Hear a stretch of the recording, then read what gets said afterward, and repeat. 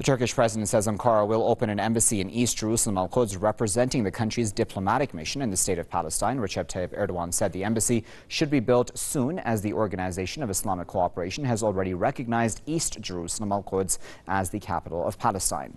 He said the city is now under the Israeli occupation, expressing hope that the construction of the building could soon start.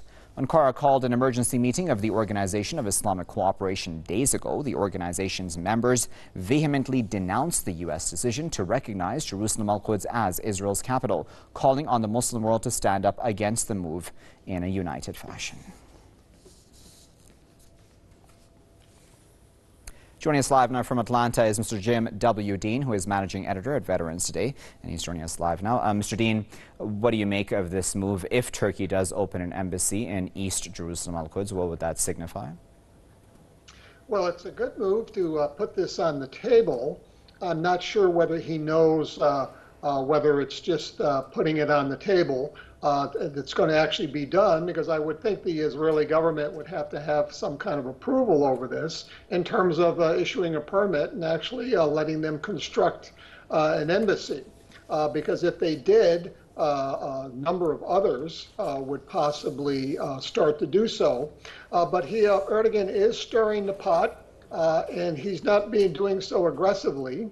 It is the U.S. and Israel. And basically what we really feel here in the U.S. and the intelligence community, this is a deal that Trump made with Netanyahu before he even came into office, that I'm going to wait till the time is right and I'm going to play this card. And now they've done it. And of course, this is the second boomerang now, huge negative boomerang on Trump's foreign policy following the JCPOA, which basically has everybody in the whole entire world up against the U.S. and Israel in this, including Britain and Australia, which has consistently rubber-stamped every U.S. foreign policy that I can think of.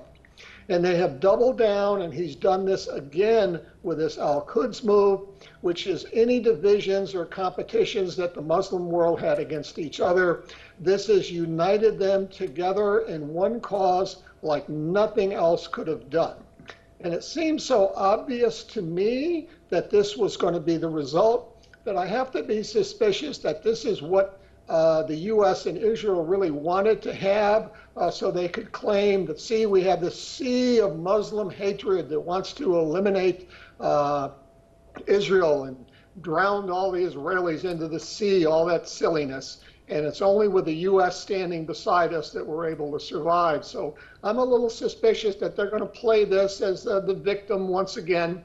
But the Muslim community has to hang tough. Even Saudi Arabia is in a tough spot here with all their revelations of had behind the scenes contact with the Israelis for many years now, particularly on the Syrian war. And they were even forced to instantly come up in support of this. Whether that support will remain, whether it's just token support, we will have to wait and see. But this is a very good move to put on the table now by Erdogan, that if the U.S. is going to claim they're going to move their embassy there, the rest of us will move to East Jerusalem. Okay, Mr. Dean, we'll leave there at that. But of course, as always, we appreciate you sharing your insight with us.